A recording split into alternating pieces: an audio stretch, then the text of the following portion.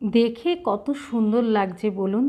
এইভাবে যদি আপনারা ডিমের কারি করতে চান তাহলে ঘরোয়া পদ্ধতিতে ঘরোয়া জিনিস দিয়ে খুব সহজে কম মশলা দিয়ে আপনারা চটজলদি এই ডিমের কারির রেসিপিটা করে নিতে পারেন। আটা মেখে রেডি করে 10 থেকে 20 মিনিটের মধ্যেই এই ডিমের কারিটা হয়ে যাবে। নমস্কার বন্ধুরা, রন্ধনিকা 48 চ্যানেলে আপনাদের সবাইকে স্বাগত জানাই।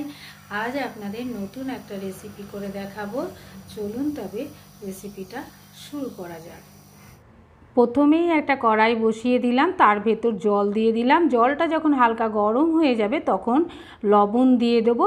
লবণ দিয়ে ডিম যদি আপনারা সেদ্ধ করেন তাহলে ডিমটা খুব সুন্দর সেদ্ধও হয় আর ছেড়েও যায় খোসাটা খুব তাড়াতাড়ি। এইবার লবণটা যেই দেওয়া হয়ে যাবে, আমি এখানে 4টে ডিম দিয়ে করছি, আপনারা ইচ্ছা করলে বাড়িয়েও দিতে পারেন আবার কমিয়েও দিতে পারেন।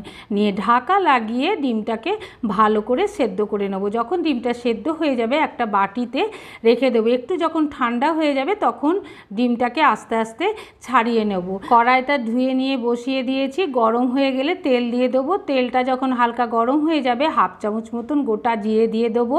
দিয়ে একটু ভেজে নিতে হবে। জিরেটা একটু ভাজা হয়ে গেলে গোটা গোটা রসুন তার ভেতর দিয়ে দেবো। রসুনটাকে একটু ভেজে নেব। ভেজে নিয়ে যখন একটু লালচে কালার হয়ে যাবে তখন আদা কুচি কড়াইয়ের ভেতর দিয়ে দেবো। দিয়ে আবার কিছুক্ষণ ভেজে নিতে হবে। আপনাদের যদি এই রেসিপিটা ভালো লাগে তাহলে সাবস্ক্রাইব করে নোটিফিকেশানটা অন করে রাখবেন। যখনই কোনো ভিডিও ফেলা হবে সবার আগে আপনাদের কাছে নোটিফিকেশান পৌঁছে যাবে। আদা আর রসুন যখন ভাজা হয়ে যাবে পেঁয়াজ কুচিগুলো দিয়ে দেবো। আপনারা দেখে বুঝতেই পাচ্ছেন মিডিয়াম টু লো ফ্লেমে সব জিনিসগুলো অল্প অল্প করে ভেজে নিতে হবে। পেঁয়াজটাও যখন অল্প ভাজা হয়ে যাবে, যখন এই রকম ভাজা হবে তখন এর ভেতর টমেটো কুচি দিয়ে দেবো। খুব বেশি লাল করে কিন্তু ভাজবো না, অল্প যখন ভাজা হবে তখন টমেটো কুচিগুলো কড়াইয়ের ভেতর দিয়ে আবার খানিকক্ষণ সব জিনিসগুলোকেই ভেজে নিতে হবে। আপনারা যদি এইভাবে ডিমের কারিটা করেন তাহলে গরম গরম রুটি বা পরোটা কিংবা ভাতের সঙ্গে খেতে এত সুন্দর লাগবে। আপনারা যদি একবার না করেন তাহলে বুঝতে পারবেন না। আর খুব কম সময়ে এই ডিমের কারিটা হয়ে যায়। আশা করি আপনাদের সত্যিই খুব ভালো লাগবে। এইবার দেখুন, আপনারা দেখে বুঝতে পাচ্ছেন কতটা ভেজেছি, খুব বেশি কিন্তু ভাজিনি। গন্ধটা যতক্ষণ চলে যাবে তখনই ভাজা শেষ করে তুলে নিতে হবে। ভাজাটা হয়ে গেছে, একটা ডিশে তুলে নিলাম। আর এই মশলাগুলো ডিশে তুলে নিয়ে ঠান্ডা করতে দিলাম। আর এই মশলাগুলো রেডি করে নিয়েছি, আপনারা দেখতে থাকুন। মশলাগুলো যখন দেব তখন দেখিয়ে দেবো। ডিমটা ঠান্ডা হয়ে গেছে, ডিমের খোসাটা ছাড়িয়ে নিয়ে একটা কাটার সাহায্যে ডিমটাকে ফুটো করে নিলাম।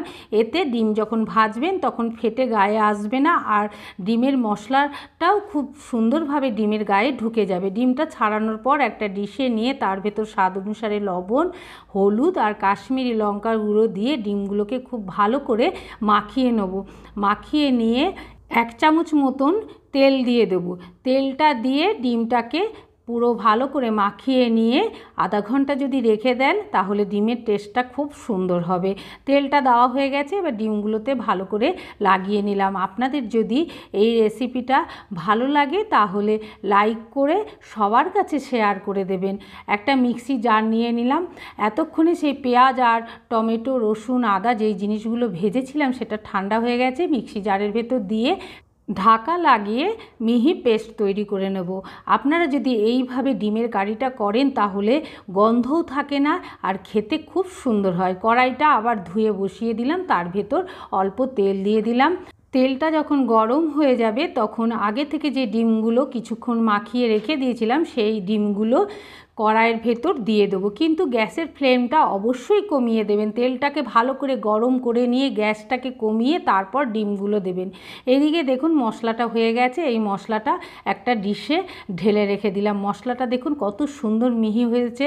এইভাবে যদি আপনারা পেঁয়াজ ভেজে যদি মশলা করেন তাহলে আপনাদের খুব কম সময়ে হয়ে যাবে। ডিমটা ভাজা হয়ে গেছে, এবার একটা ডিশে তুলে নেব। বাকি যে তেলটা থাকবে তার ভেতর অল্প জল দিয়ে দেব। আপনারা বলবেন যে জল কেন দিলাম, যেহেতু কড়াইটা আপনারা দেখে বুঝতে পাচ্ছেন যে স্টিলের, আর ডিমটা ভাজতে ভাজতে তেলটা অনেকটাই গরম হয়ে গেছে, যাতে পুড়ে না যায় সেই জন্যে জল দিয়ে দিলাম। জল দিয়ে যদি আপনারা মশলাগুলো দেন তাহলে মশলাটা পুড়ে যাবে না আর খেতেও সুন্দর হবে।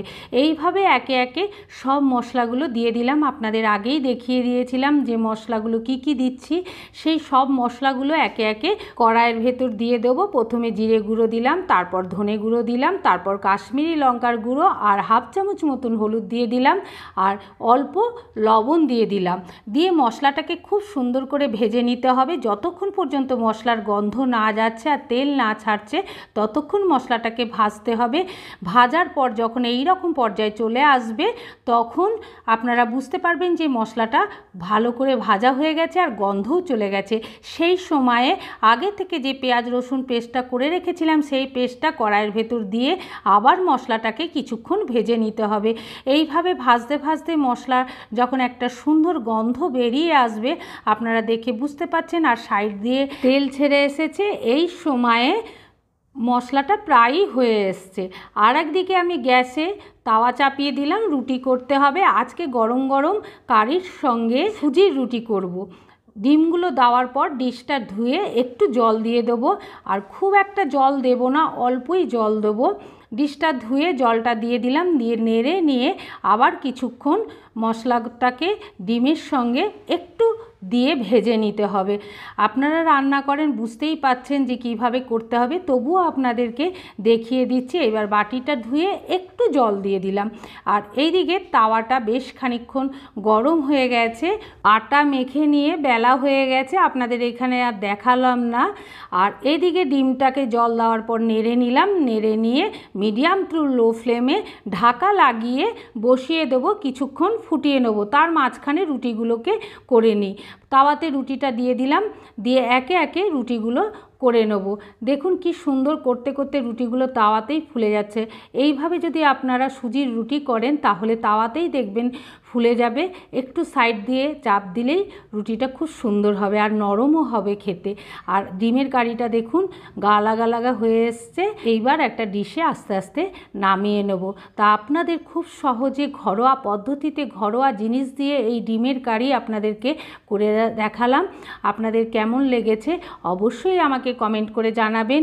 আশা করি আপনাদের খুব ভালো লাগবে, আর কমেন্ট করলে অনেক উৎসাহ বেড়ে যায়, আনন্দও হয়। আমার হাজব্যান্ডের অবস্থা ভালো নেই, ডায়ালিসিস চলছে, তার ভেতরেও আমি ভিডিও দেওয়ার চেষ্টা করছি। আপনারা যদি কোনো ভুল ত্রুটি হয় ক্ষমা করে দেবেন।